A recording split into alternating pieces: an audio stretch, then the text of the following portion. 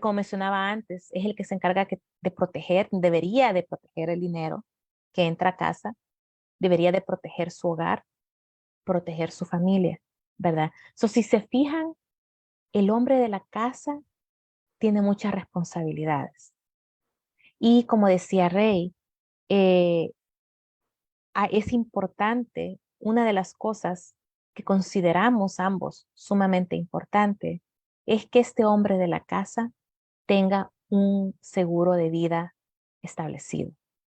Y estamos hablando de un buen seguro de vida, un seguro de vida apropiado a sus necesidades, ¿verdad? Yo, en lo personal, yo soy muy quisquillosa cuando es el momento de ofrecer un seguro de vida a mis clientes. A mí en lo personal no me gusta cuando viene mi cliente y me dice, Ani, yo quiero un seguro de vida, quiero un seguro de vida, le doy un ejemplo, quiero un seguro de vida de $500,000, y pues si me puedes checar qué proveedor me puede ayudar eh, con con un pago mensual de 200, un ejemplo, que él me diga, oh, esto es lo que yo puedo pagar. Yo no trabajo así. Y déjenme decirles por qué yo no trabajo así. Porque para mí es importante saber en verdad qué es lo que este hombre de familia necesita. Porque de repente él en su cabecita piensa que, oh, sí, $500,000, es bastante, pero yo solo puedo aportar esto. Pero él no sabe los números, no sabe cómo funciona la industria, ¿verdad? No sabe cómo es el mundo de los seguros. Entonces, nosotros junto con Ray, nosotros trabajamos juntos en la industria y nosotros lo que hacemos es nos sentamos con las familias y preferimos hacer un análisis financiero. ¿Por qué la importancia del análisis financiero? Porque tenemos que saber dónde está este caballero, este hombre del hogar parado. ¿Cuál es su situación específica? Si tiene hijos menores de edad. Eh, si está casado, la esposa trabaja, solo él trabaja. Hay que ver cuánto gana la persona. Hay que ver qué gastos hay. ¿Renta o paga mortgage? ¿Cuánto paga de renta? ¿Cuánto paga de mortgage? Son diferentes aspectos que hay que estudiar poniendo en un detalle, sacando un detalle para ver realmente qué tipo de cobertura es la que este hombre de casa, hombre de hogar, necesita para proteger apropiadamente, como dijimos, proteger las finanzas, proteger el hogar y proteger la familia, ¿verdad? Ahora vamos a, let's say this in English. So this dad or the man of the house, the best way to have protection, the proper protection for the family protection, finance protection is having a life insurance. But it's not just any life insurance. He needs to have the proper life insurance. How do we know what type of insurance he needs? Sometimes clients come to me and they are like, you know, Annie, I want $500,000 of coverage.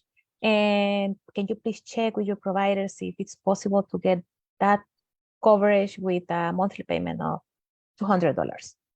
I don't work that way. You know, yeah, I have an idea about what he wants, but most of the time people don't know what they really need. You know, there is a difference between what I want and what I need in all the areas in your life. The same happens with your finances. So the way that Ray and I work, we sit down with our clients. We do a financial need analysis to see exactly what do you need. Like we need to check different details, different aspects. Like for example, are you married?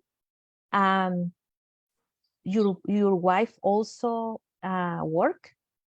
You know how much income you have and she has. Do you have kids? Are these kids minors?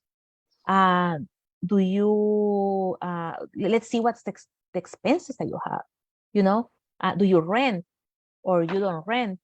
Or what's the mortgage? You know, do you have mortgage, a mortgage payment that you need to do? So you need to see exactly what's going on, you know, like what are those expenses that you have. So it's so many details that is important to check before I can offer numbers to my clients. You know why? Because we want to be fair. Because for us, the protection of the family is important. So selling a life insurance is not like selling fruits or vegetables, like it's something very, very particular. And we take the time for that. We're very serious about that specific product that is life insurance. Also, Ray was mentioning estate planning. The estate planning where there is a will, the ideal product that everybody needs is estate planning with will, trust, and power of attorney. And sometimes people come to me and they are like, oh, Annie, I don't need that. I don't have anything. I don't have anything to leave to my family or to my kids than debts. That's all I have, pure debts. Some people think that way.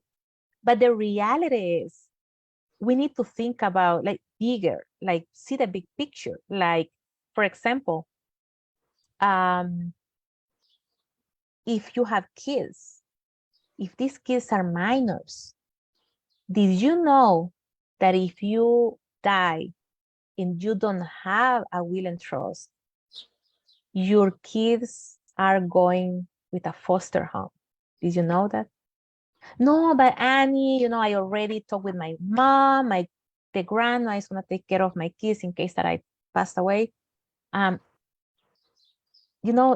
That's not real. That's not official. You need to have a legal documentation that says that your mom is going to take care of the kids. So think about the protection of your family, of your kids. You want that when you're not there, things happen in the way that you want, right? So it's super important that you have an estate planning. What about if you have an accident or get sick and you are in coma in a hospital? You can take decisions. Who is going to take decisions for you? People don't think about that.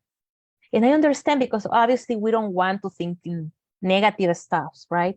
Nobody wanted. But just in case, it's important to know what you want. Yes. Yeah, what happens if maybe you want that if you die, you want that they give you resuscitation? Or maybe you don't want to pass through that. Do you want that your kids respect your decision, or your wife or whoever from the family? Okay, so put that in a document. Be specific. Who is this person that you trust, that you believe that is gonna respect your decision, and put it in place in your estate planning? Yes. Súper, súper important. Now, hablamos de los seguros de vida, la importancia, pero también, además de un buen seguro de vida, es importante tener un poder de abogado, testamento. Se dice en español es testamento, fideicomiso y poder de abogado. Tienen que estar los tres. Para que esté completo, tienen que ser los tres. Testamento, fideicomiso y poder de abogado. Pero Ani, ¿yo para qué? Yo no tengo nada que dejarle a mis hijos, ¿verdad? Yo solo tengo puras deudas, no lo necesito. ¿Cómo no? Usted lo necesita, especialmente si tiene hijos menores de edad. ¿Sabía usted que si usted no tiene esta documentación, sus hijos, y usted falta, y usted muere, sus hijos van a ir a un foster home?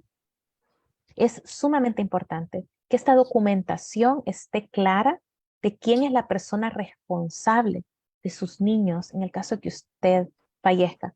Oh, no, pero es que sí, queda la vieja, mi esposa, no importa. Dios no lo quiere. Imagínense, ustedes van juntos y tienen un accidente automovilístico y mueren los dos. Las tragedias se dan, existen. So, si en verdad tú amas a tus hijos y tienes hijos menores de edad, pon esto en place. Se puede, no, depende con quién vas. Nosotros tenemos un programa de estate planning que está súper, súper económico, ¿verdad? So, busca que te informen, porque es algo de suma importancia. porque no sabemos qué puede pasar en el futuro, ¿verdad? ¿Quién se va a hacer cargo de las finanzas? ¿Quién va a quedar, en el caso que haya algún ahorro, ¿verdad? ¿Quién va a quedar a cargo de ese dinero que está en el ahorro para poder seguir haciendo pagos, ¿verdad? Los pagos del mortgage, los pagos de la renta. Entonces, tiene que haber documentación legal bien, bien colocada donde se especifique estos aspectos que son de suma importancia para que tu familia quede protegida. Ahora, retomando el tema del seguro de vida, se me había olvidado mencionar algo muy importante. Em, a veces me ha pasado que a veces mis clientes me dicen, Ani, no, pero yo no necesito seguro de vida porque yo ya pagué mi paquete funeral. O sea, ya pagué el servicio funeral, el cementerio, ya tengo todo, no necesito seguro de vida. Y digo yo, ok, perfecto, qué bueno, ¿no? ¿Verdad? Qué bueno que tienes eso. Pero no te pones a pensar en algo de mucha importancia, tanto para el hombre como para la mujer, ¿ok? Y ok, te mueres, al menos no vas a tener que hacer GoFundMe, ¿verdad? Porque tienes comprado ya, pagado, lo que sea. ¿Y qué sucede si tú eres el proveedor más fuerte de la casa? ¿Cómo le va a hacer tu mujer para seguir pagando la renta o para seguir pagando el mortgage cuando tú no estés? ¿O qué pasa si esta mujer obviamente tal vez no trabajaba y hoy le va a tocar ver de dónde, qué hace y salir a trabajar para sostener a la familia? Ahora mamá ya no va a estar ahí. En el caso de una mamá que se dedica 100% a sus hijos y a la casa, mamá va a tener que salir a trabajar, ¿verdad? Para llevar el alimento a la casa. Y ustedes saben que hoy en día todo está súper, súper caro. El costo de vida está altísimo, altísimo.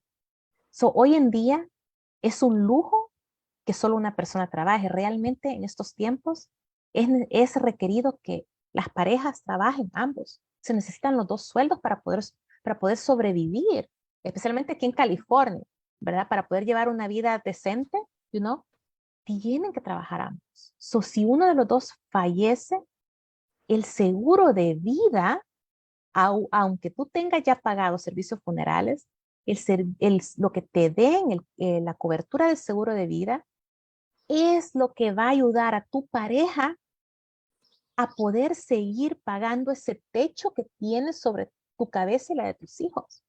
Es de suma importancia. Entre mayor sea la cobertura, mejor, también dependiendo de los gastos, dependiendo cuánto pagas de mortgage, cuánto debes todavía de tu préstamo de casa.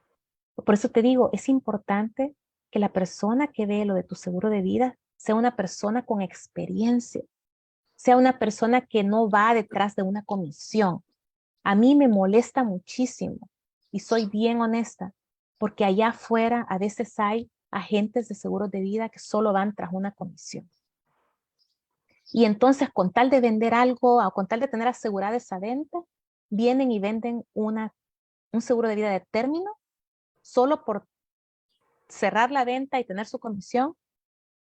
Y tal vez ese cliente, porque no voy a decir que eso pasa en todos los casos, ¿no? A veces el cliente está muy corto de dinero y no puede pagar un seguro de vida de, que es Whole life. permanente, una whole life, exacto, permanente. Entonces, ni modo, le tocó, ¿verdad? Es mejor una term insurance, un seguro de término que nada. Pero, ¿qué pasa si el caso es diferente? ¿Qué pasa si la persona sí podía pagar una whole life, un seguro de permanente, pero no, le ofrecieron la otra solo para asegurar de que el cliente pague todos los meses y para que le salga más económica?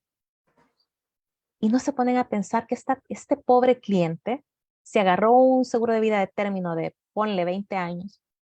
En 20 años, esta persona va a ser 20 años más vieja y posiblemente va a empezar a tener achaques de salud. Y ahora, y si no se murió en esos 20 años y ahora quiere otro seguro de vida, le va a salir carísimo, súper caro.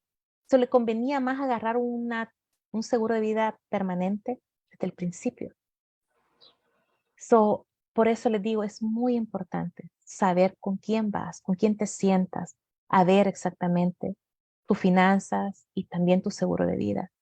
De repente tú puedes decir, oh, Ani, ya tengo seguro de vida, no me preocupo por eso. Hagamos una revisión. Siempre le hago mucho hincapié a eso. Hagamos una revisión, veamos si lo que tienes, lo que en verdad verdaderamente necesitas. Porque en muchas ocasiones lo que tienes no es lo que necesitas.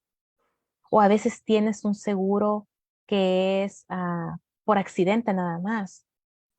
Y ahí es donde muchas veces se escucha de casos en que se oye que la persona murió y la compañía no pagó el seguro.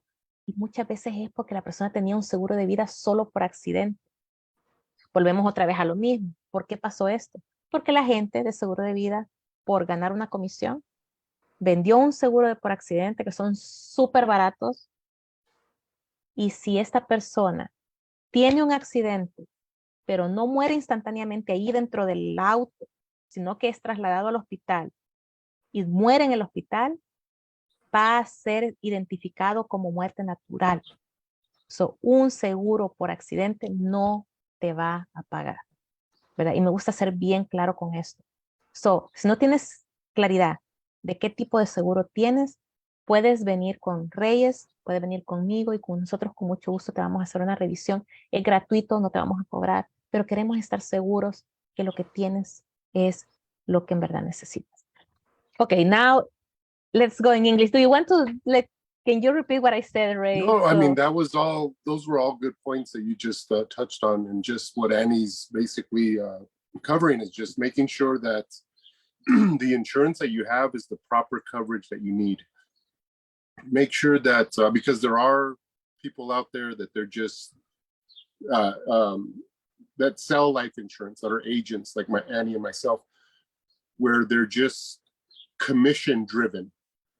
They'll put you in a policy that maybe not be in your best interest, but as long as they walk away with that commission check, then they feel like they've done their job. But in reality, as Annie mentioned, the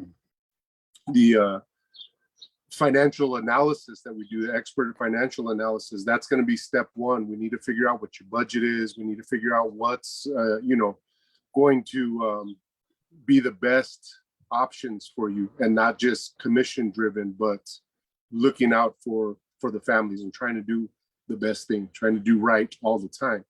And as Andy mentioned, also, just if you have like a funeral package where it takes care of, I don't need life insurance, I've got a funeral package already, I've got my plot, I've got my all that taken care of already, and that's fine. But there are all the other expenses that we don't think about. Number one is income replacement. And so if you are the breadwinner of the family or the head of the household, and you got to think about also income replacement. How's your surviving spouse or your significant other going to continue making the mortgage payment or the rent? Or if you're both working, your significant other, your wife, your spouse, may not be ready to go back to work on Monday morning if you were to pass away, God forbid, Saturday night. So there's a lot of other kind of pieces to the puzzle when it comes to setting yourself up correctly, and that's kind of what we were talking about. Just the obligation as the father, in this case, because it is Father's Day month, we were kind of gearing this towards the fathers. And so fathers, just think about that. Your wife might not be ready to go back to work Monday morning, and also how is she going to continue making the mortgage, making the, and funerals aren't just the burial. There's gatherings, there's food, there's relatives coming in from out of town. There's a lot of other expenses than just the burial or the plot at the cemetery, if you would, or the cremation or whatever it might be. So again, as fathers, as men, as head of the household, I think it's our responsibility to be that example, especially for the next generation, because they're watching what we're doing, and so we need to definitely be that example, so that then the next generation continue to duplicate that, you know, and do what their father taught them. So and that's why we mentioned that life insurance is a legacy that you leave to your kids, to your significant other, because there are so many expenses, right? No, the mortgage, the rent, a babysitter. Sure. Now that it's only one person, one adult in the family that needs to go to work, who's going to take care of the kids? You're going to need maybe a babysitter, or maybe you're going to need a pay for daycare. And these programs, they're not cheap, you know? Like the other day, my daughter was in a program, and because of the pandemic, it was for free. And then they sent me a letter and they're like, Annie, soon you're going to start paying. And it's $500, $500 monthly. And I was like, okay, I'm glad that she's not going to need the program anymore, because she's going to a different school. So we don't think about those little details that they're very, very important, right? Expenses, Yes. And the other thing that I was talking about in Spanish is what happens if you have a life insurance, accidental life insurance. If you have an accidental life insurance, you have to die in an accident, instantly in an accident. And what's the probabilities that happen? You know, most of people die for illnesses or natural ways. And sometimes some insurance agents that they're just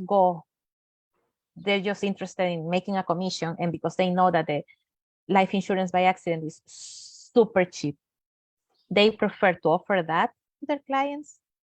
And the client doesn't know, because it's different. If I understand, maybe the person is very, very tight financially, very, very tight, and he can't afford even a term insurance.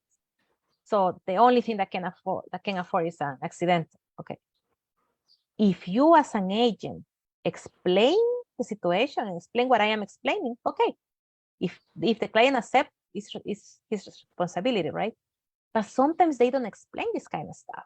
And that's when you hear stories about people that they complain that the uncle, the dad, the grandpa, whoever died, they had a life insurance in place and the company didn't pay. Why they didn't pay? Most of the time is because it was an accidental life insurance. And if you didn't know, if you are in a vehicle and you have an accident and you don't die instantly inside the vehicle, and you're alive, you go to this hospital and you die in the hospital, now your death is a natural death. It's not a death caused by an accident. So an accidental life insurance is not gonna cover. So that's why I always say that it's so important to do a review in the life insurance that you already have. There is nothing to lose, you know? Like I always say that it's very important that you know exactly what you have. Maybe your finances were in a specific way when you got that life insurance. And now your finances has changed. And maybe we can do some adjustments. We never know. Or if you are sick or you have any situation, a health situation, don't assume that you don't qualify for a life insurance. Don't assume, please. Come with a professional in the industry to check if you are really not insurable. Because when you work with a broker, and this is the difference, because sometimes people ask me, because I say I am a broker, and some people don't understand the terminology of being a broker. The difference between being a broker and being just a insurance agent that work with one company is that we as brokers, we work with different carriers. So always you're gonna get a better price if you go with a broker, because we as brokers, we are gonna look for the best policy that fits your needs. If we have to check with 30 companies, we're gonna do it, because our main interest is that you get what you need, what you and your family need. So that's why life insurance are super important, even if you have a funeral package, okay? Now, otra razón por la cual la life insurance puede ser una herramienta importante, el seguro de vida, es que hoy en día a muchos seguros de vida incluyen dinero que puedes sacar, del cual puedes tú aprovechar en vida. Eso es sumamente importante porque generalmente nuestra gente no está preparada para su retiro, no está preparado para la vejez. ¿Por qué? Porque no nos gusta pensar en eso. A nadie le gusta pensar en que un día vas a llegar a viejo, pero lamentablemente todos vamos a llegar a viejos, right? Y la realidad es que cuando llegues a viejo, va a llegar un momento en que tú ya no vas a querer trabajar, especialmente si trabajas, te haces trabajos pesados como nuestros papás, especialmente la comunidad hispana. ¿Cuántos caballeros yo conozco en mi círculo de amigos? Muchísimos. Caballeros que trabajan en construcción, otros trabajan en jardinería. Son trabajos bien pesados. ¿Tú crees que cuando tengas 70 años vas a querer estar haciendo eso? No, ¿verdad?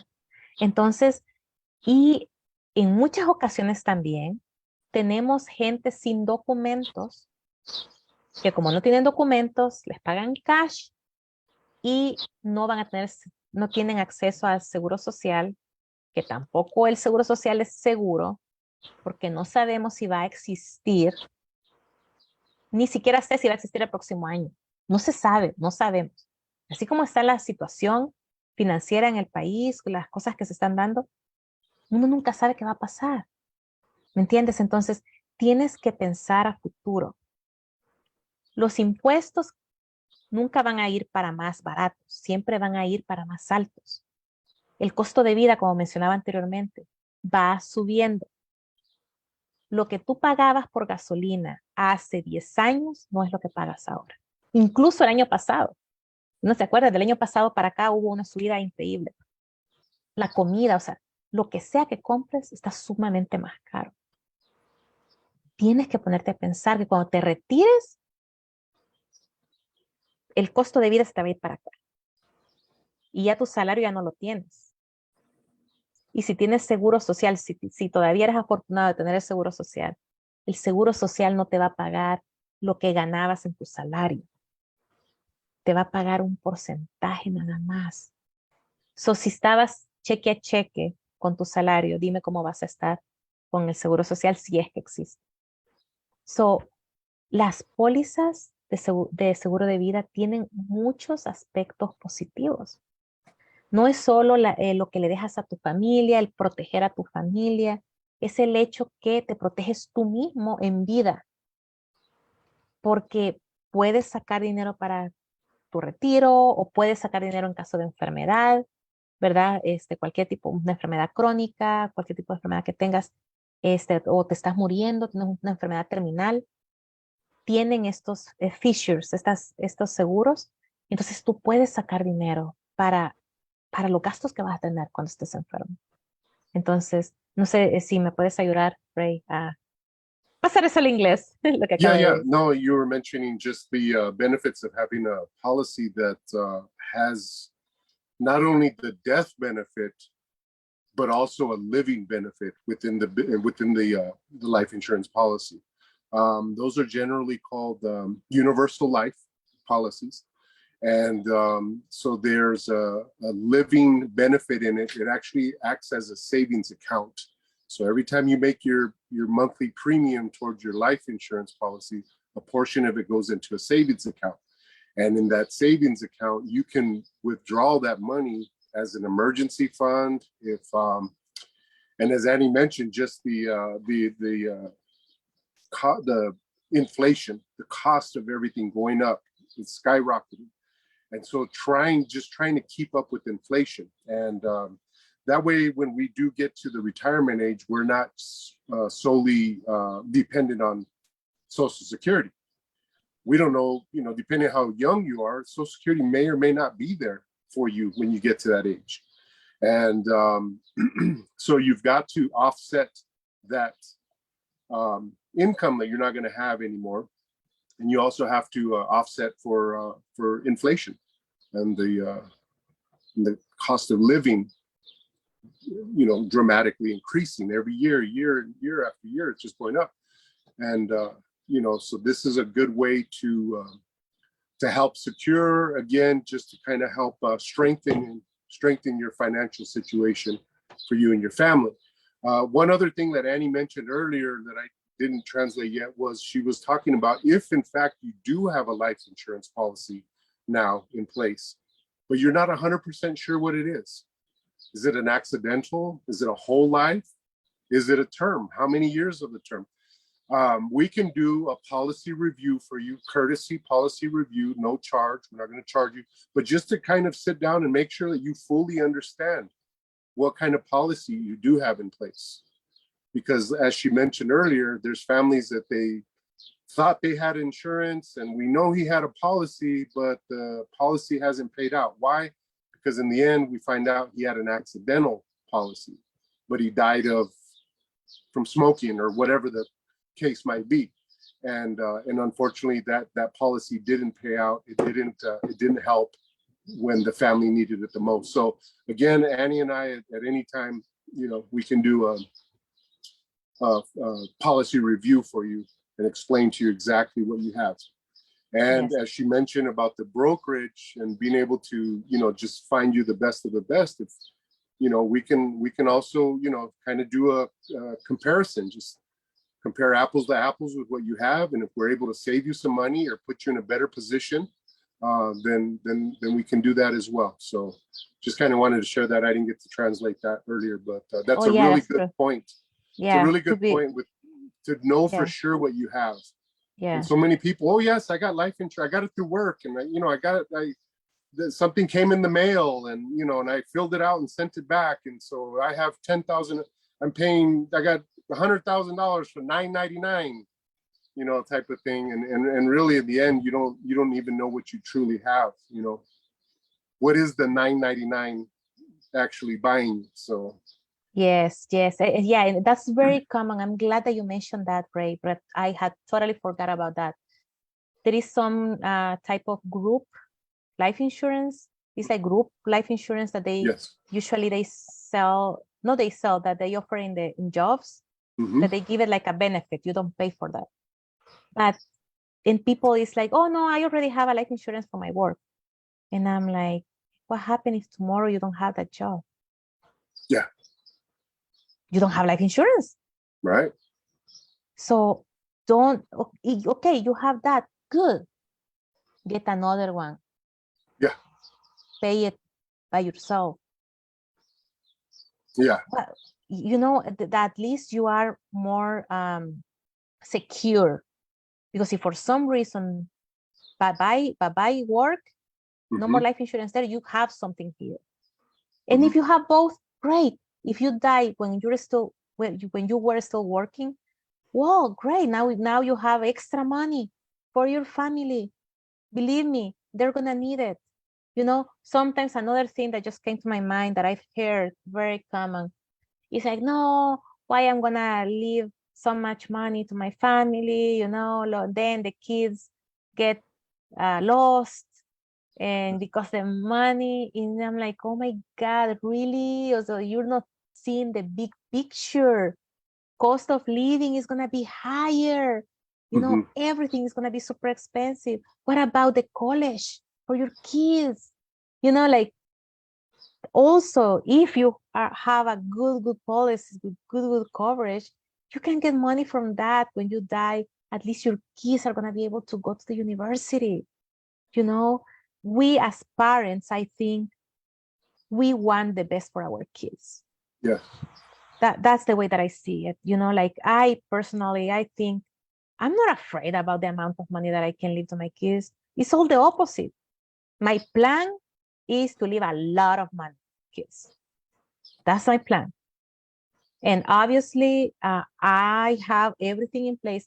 I have an estate planning. I have everything. I have a person that is going to be responsible. If I leave and my kids are still minors, it's going to be somebody super responsible in finances that is going to be the one who's going to take care of my finances and give to the kids whatever they need, so they don't waste they don't spend it in a responsible way. So there is ways to do this, but we need to see the big picture. We need to think outside the box, guys. Because Yes. I hear so many things, or sometimes people say that, oh, but if I buy a life insurance, I'm gonna die. Come on now. Everybody's gonna die, you know? Like, Yeah. stop thinking that way, please.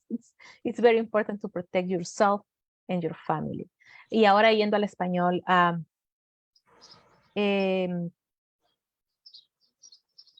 geez, se me fue justo lo que acabo de hablar.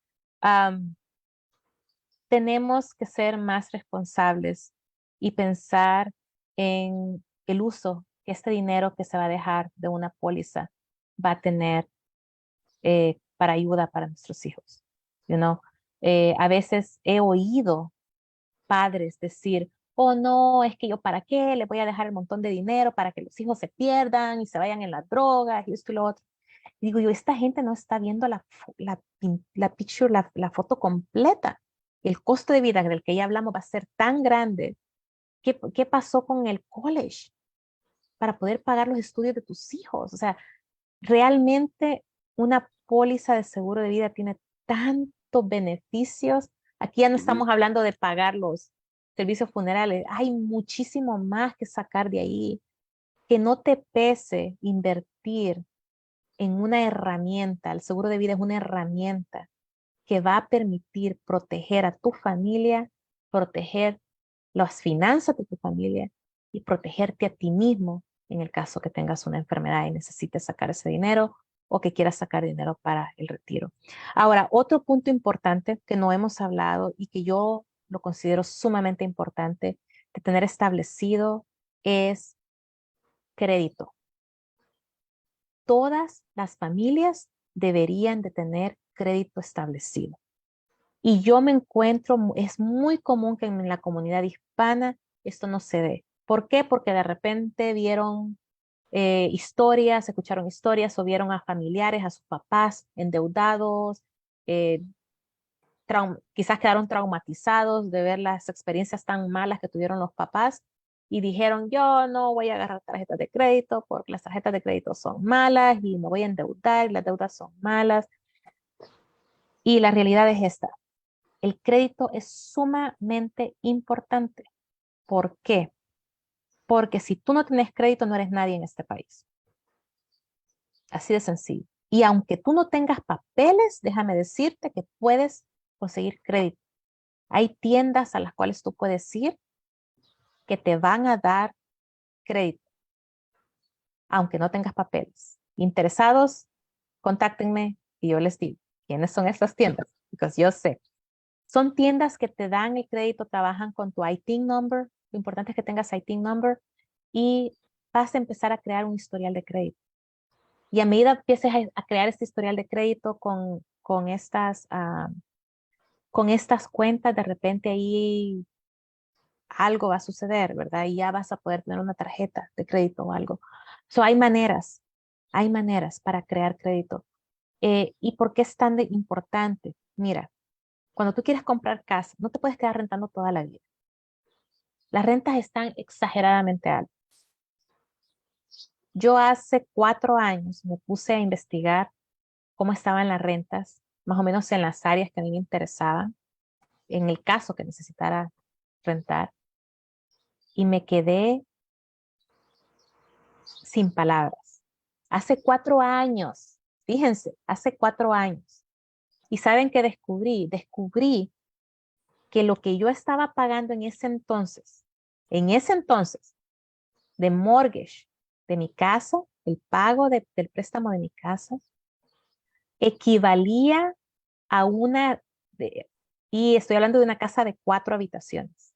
Solo que yo estaba pagando de mortgage de una casa de 4 habitaciones equivalía a un apartamento de una habitación. Yo me quedé fría cuando descubrí eso. Imagínate, ¿de verdad quieres seguir pagando renta? Lo ideal es que te hagas de tu casa.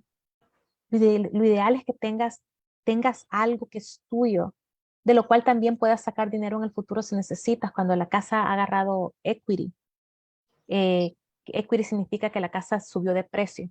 Para los que no saben, la casa tú la compras a un precio en particular y luego con los años el precio sube. Esa diferencia entre lo que tú pagaste por tu casa y el valor que actualmente tiene se llama equity. Tú puedes hacer un préstamo y sacar ese equity que tú tienes y puedes usar ese equity para remodelar tu casa o de repente quieres cambiar los muebles, ¿verdad? Quieres cambiar la decoración completa de tu casa o te quieres comprar un auto o lo que sea, o tienes una emergencia, quieres sacar dinero por la razón que sea. Tienes esa herramienta, tienes esos medios. Pero para comprar la casa, por ejemplo, aquí en California, una casa anda costando, pongamos una casa de 3 habitaciones, creo que anda por no estoy segura si estoy Sí, equivocada, Ray, you, 700,000, 7, yeah, como 700, ¿verdad? 700,000, yeah, una casa de yeah, 3 habitaciones. yeah. ¿Tú tienes 700,000 en cash para comprar una casa? No, ¿verdad? ¿Qué necesitas? Crédito. Pero el problema es que si tú vas con un loan officer o con un realtor para querer comprar casa, porque de repente tú ganas muy bien, vuelvo a lo mismo, trabajas en construcción o tienes tu propio negocio de jardinería y ganas súper bien. Tú sabes que puedes pagar las cuotas del mortgage. Tú estás seguro de eso no es problema. No importa. Aunque eso no sea problema, cuando tú vayas ahí, ellos van a querer checar tu crédito. Y como no hay crédito, pues no hay préstamo. ¿Ves?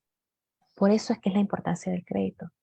Ay, Ani, pero es que yo oí y es malo y luego te endeudas y que no sé qué y las tarjetas son diabólicas y porque yo he oído de todo, ¿no? No es cierto. El problema es cómo usas tu crédito. El problema es que no tienes la educación financiera de cómo usar el crédito o qué tipo de crédito necesitas. ¿Sabías que si tú rentas, tu renta se puede reportar con los buros de crédito? ¿Puede ser una cuenta positiva? Estoy segura que no lo sabía. O es que, Ani, es que tengo mal crédito. Ok, pero renta. Yo te ayudo. Yo te ayudo a establecer tu renta como una línea de crédito. Yo te ayudo a sacar una Secure Card. Una Secure Card es una tarjeta que sacas con tu propio dinero, como que fuera una gift card, donde tú le pones el dinero a la tarjeta, pero la diferencia es que esa tarjeta se va a reportar con los buros. Eso te va a servir para construir crédito. Hay préstamos. También tengo acceso a eso. Es uno de los servicios que ofrezco. Yo te puedo ayudar a establecer crédito, donde tú puedes agarrar tu dinero y es como que lo pongas en una cuenta de ahorro, y entonces es como un préstamo.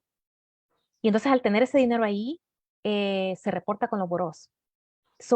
Solo ahí con lo que te he mencionado, te estoy ofreciendo 3 diferentes productos, o sea que ya puedes tener 3 líneas de crédito positivas. ¿Me entiendes? Wow. Sí se puede, pero es importante. Ay, Ani, pero es que yo no sé cómo usar la tarjeta de crédito. Pues yo te ayudo, yo te explico cómo se usa inteligentemente la tarjeta de crédito. ¿Tú crees que los millonarios van y compran? Sí, yo sé, a veces se escucha que inversionistas que pagan cash las casas, pero generalmente los millonarios no compran cash. Los millonarios tienen establecidos préstamos, mortgage, y buenos préstamos. ¿Por qué? Porque como su score de crédito es súper alto, agarran unas tasas de intereses bajísimas, de repente dan un buen down payment, entonces la tasa de interés les queda pero mínima. Así es como ellos compran sus casas. Y su dinero, su cash, ¿a dónde lo tienen? Lo ponen en inversiones. Lo tienen trabajando para ellos. Esa mentalidad es la que tú deberías de tener. Ay, Ani, pero es que yo no soy millonaria. No importa. Pero si tú quieres realmente mejorar tus finanzas y que el dinero te rinda, hay que hacer algo. Y lo primero que puedes hacer para hacer el cambio es sentarte con un especialista en finanzas como Rey, como yo, que te pueda guiar en qué camino seguir para mejorar tus finanzas. A ver si te acuerdas de todo lo que dije, Ray. Si me puedes, Oh, that por was a lot. favor, That was a lot. decir Yeah. en inglés. Um, you know, in a nutshell, Annie's talking about credit, especially here in this country. Credit is power. So it's purchasing power for a home. I mean, we were trying to figure out what the cost of the average home right now in Southern California. There's probably nothing under $500,000 right now. That's inhabitable. If it's turnkey ready to move in, yeah, it's $500,000 up, probably closer to about 700,000 on average. Who has $700,000 just laying around to go and purchase a home? So that's where we need to use credit, because we can, you know, afford a monthly payment, you know, rather than the whole thing at one time. So credit is power. And you know, she mentioned that there's different tools that you can use. So if your credit isn't the strongest right now and you're in a position where you have to rent, you're not able to buy because your credit isn't quite up to par. You know, there's things like, what was the card you said? Secure card. Secure card. Okay. So the secure card, it's almost like a prepaid card, and you go and use it so you prepay it, you put money on it, but then when you go and use it, every time that you use it, it's reported to the credit bureaus. And so they're seeing it as a revolving debt, and they're seeing it being reported every month, and that's helping to build up your credit. So now you have a positive account, revolving debt. So there's ways out there, and you know, if anybody out there right now listening, and you know, hey, you know, my credit isn't as strong as it needs to be. I need to learn how to build up my credit. Definitely get together with Annie. As she mentioned, you want to get to, you know, with a financial expert, somebody who's got some different strategies. Annie's got different strategies to help you. She works really closely with some credit repair companies as well. One in particular that she works with that I've seen her being able to help out a lot of people to reestablish their credit, to get themselves in a position where they can go from being a renter at an apartment, because as she mentioned as well, she started kind of studying the market, and the rentals are, for what she was able to pay for, you know, basically what a 1-bedroom apartment or 1-bedroom place, you can practically pay a mortgage, but you have to have that right credit. A mortgage of a house with 4 bedrooms. Mortgage, yeah. What a big difference. Yeah, being able to, or having to rent. So again, there's solutions out there, you guys. There's options, there's things, and you know, Annie's here to definitely help anyone out that would need help in that area. So yes, and also also another aspect important, and obviously this event is more than 1 hour because we're translators, so it's impossible to do it in 1 hour. It's going to be a little bit longer. The other thing that is very, very important is save money. You need to save money. You need to have an emergency fund, because you never know what happened. What happened if you are in the freeway and then you lose one of the tires? Do you know how much a tire costs on these days? It's unbelievable. They're so expensive. yeah. You know, so you need to have money for that, or your car breaks and then you need to take it to the shop. It's gonna be expensive. Yeah. Right? What happened if you lose your job, or somebody gets sick and your health insurance doesn't cover completely, you know, like, or you don't have health insurance? That's the worst. I know people that they don't believe in health insurance. They prefer to pay cash because they think that they're very healthy. I'm glad that I remember that health insurance is very important too. It doesn't matter how healthy you are. Believe me, you never know. For example, the other day I heard about one of the trainers in my gym, and I realized that this person has cancer. And I was kind of in shock, because I was like, man, this person, it has a healthy lifestyle, like eats super healthy, work out every day, and this person developed cancer. So just because you are super healthy and you have a healthy lifestyle, you never know what you can get. Imagine know. if you don't have health insurance and you get cancer, I don't want to imagine how much it's gonna cost the treatments. You're not gonna be able to afford it. Just like that. I'm just being honest with you guys. If you don't have health insurance and you get cancer, you're not gonna be able to pay those treatments because they're really, really expensive. So have an emergency fund is super important, and also have a health insurance, please. And probably you're gonna tell me, but Annie, I live paycheck to paycheck. I really don't have the possibilities to put some money on the side for any of these two things. Guys, let's sit down. It doesn't matter where you are, in what part of the country you are. It doesn't matter.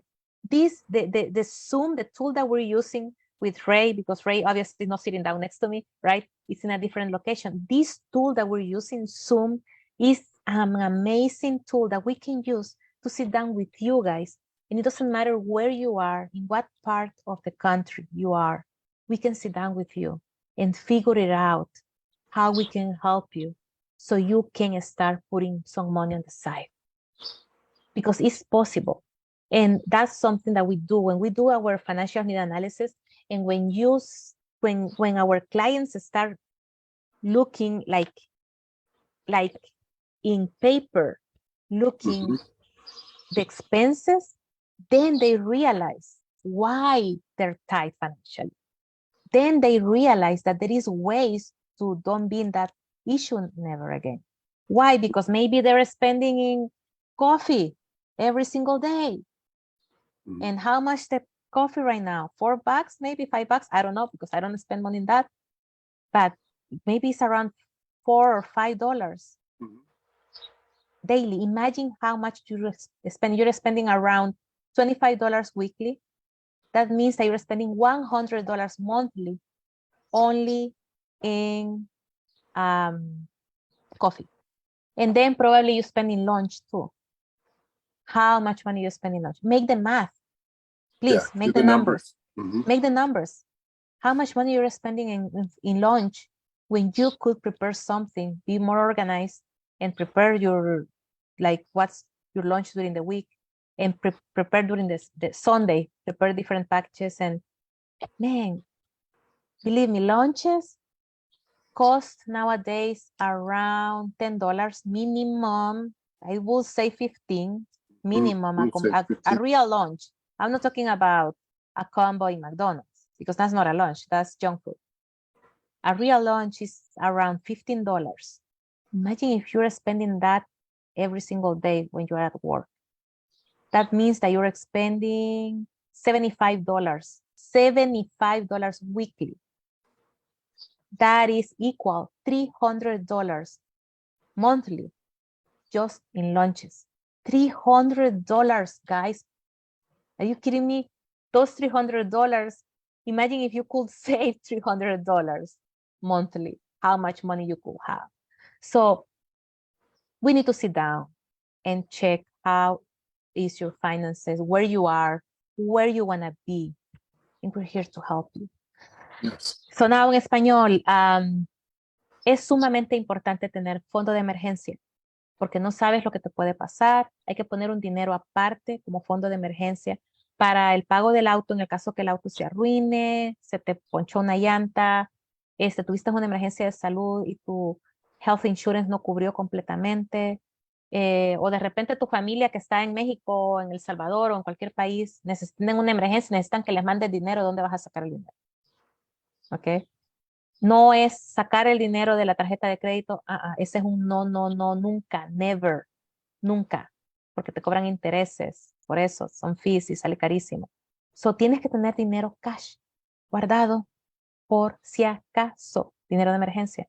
Y hablando de las health insurance, los seguros de salud, sumamente importantes. Y yo sé que hay gente allá afuera que no tienen, que porque les pesa, especialmente la gente de negocios. Ya ven que en los trabajos te descuentan y te ofrecen, ¿no? Te ofrecen, si tú quieres, esa es la otra, que no es obligación, si tú quieres, te descuentan para pagar tu health insurance, pero a veces, mírenme, somos bien codos y no queremos pagar en eso y estamos hablando de tu salud. O si eres dueño de negocio que te va a tocar salir de tu bolsillo toda la health insurance. A veces nos cuesta, tenemos miedo a ese gasto, pero no es un gasto, es una inversión. ¿Por qué? Porque por muy saludable que seas y por muy estilo de vida saludable que tengas, tú no sabes qué te puede pasar con tu salud. Estaba comentando hace unos momentos en inglés de que me enteré de una persona en el gimnasio, un entrenador, me enteré que tiene cáncer. Y yo me quedé así fría porque la persona se ve súper saludable, súper fit, o sea, cuerpazo, ¿verdad? Cuerpazo. Este, y me comentaba, yo llevo una vida saludable, lo que como súper saludable, no sé qué. Digo yo, wow, o sea, realmente, aunque uno lleve un estilo de vida saludable, uno no sabe qué le puede pasar en el futuro. So, ¿te imaginas que desarrollas un cáncer y no tienes health insurance? ¿Cómo le vas a hacer para pagar esos tratamientos? Si son carísimos. So, retomemos la lista. Es importante tener seguro de vida, un buen seguro de vida que tú estés claro qué es, en qué consiste en qué te cubre. Es necesario tener fideicomiso, se dice testamento, fideicomiso y poder de abogado. Dos. Tres, es necesario tener crédito. Es súper importante porque si quieres comprar casa o de repente te quieres comprar un auto, ¿verdad? O quieres lo que sea, amueblar tu casa, va a ser mucho más fácil porque también los muebles no son baratos. Va a ser mucho más barato comprar, mucho más fácil comprarlos con crédito. Am, la, el tener un ahorro, tener ahorro para de emergencia, y tener seguro de salud, sumamente importante, un seguro de salud que te pueda cubrir tus chequeos médicos, exámenes, cualquier tratamiento que llegas a necesitar en el futuro, es súper importante tener el seguro médico. Y otra cosa importante que voy a necesitar que me traduzcas en inglés después, Ray, porque eso sí no lo había mencionado en inglés, es Mhm. retiro, ¿verdad? Prepararse para el retiro, ¿verdad? Medio lo mencionamos anteriormente, que los seguros de vida tienen ciertas disponibilidades, ¿verdad? Para eso. Eh, ¿qué tienes? Oh, yo tengo un 401k en mi trabajo. Ok, tienes un 401k, pero tú sabías que el 401k está con el mercado y el mercado fluctúa. O sea, fluctúa means que va arriba y abajo, arriba y abajo. So, a veces se gana mucho, pero a veces se viene al pique y se pierde. Entonces, tú nunca sabes realmente cuánto tienes en el 401k. El otro vez me mandaron una cliente para ver si quería estaba interesada en una anualidad. En inglés se llaman annuities. Y me dijo, voy a chequear cuánto tengo yo necesitaba saber de cuánto se trataba, cuánto dinero era. Y entonces me dice, oh, oh, wow, me dijo así la señora. Yo chequeé hace un par de meses lo que tenía y hoy tengo menos. Y le digo yo, ya, el único inconveniente del 401k, que tú no sabes realmente con cuánto dinero cuentas, ¿verdad? Así que es importante que aparte de tu 401k, que qué chévere si te hacen match en el trabajo, tengas tu propia cuenta de retiro, que tú mismo la estás controlando, que tú mismo estás aportando, ¿verdad? Para que tengas seguro de cuánto dinero tienes, porque hay cuentas de retiro actualmente que no pierden con seguridad, con garantía de no pérdida, donde tú realmente sabes cuánto dinero hay ahí. Entonces tenemos que prepararnos para el retiro. Ahorrar no solo es ahorrar para la quinceañera, siempre digo eso, porque la gente para ahorrar para la quinceañera, ahí sí tienen dinero. Ahí sí se apretan el cinturón, ahí sí dejan de comprar el café diario, el lonche, porque quieren ahorrar para la quinceañera. Pero ¿qué pasó con el ahorro de emergencia? ¿Qué pasó con tu retiro, que es tan importante? Yo no sé ustedes, pero yo quiero viajar. Cuando el día que diga yo ya no voy a trabajar, he trabajado muchísimo, más que yo trabajo muchísimo, realmente. Yo quiero viajar y quiero tener dinero para viajar. O sea, no es solo sobrevivir, es también pasarla bien. Para eso nos matamos trabajando tantos años, ¿no?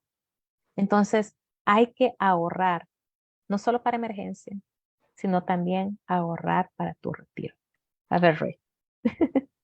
Ayúdame. So she's basically talking about saving money for retirement as well, setting yourself up for retirement, saving money for retirement, not just relying on the 401k or Social Security, things like that. Because yes, 401k, a lot of people say, well, I've got a 401k at work, I'm good, I'm set.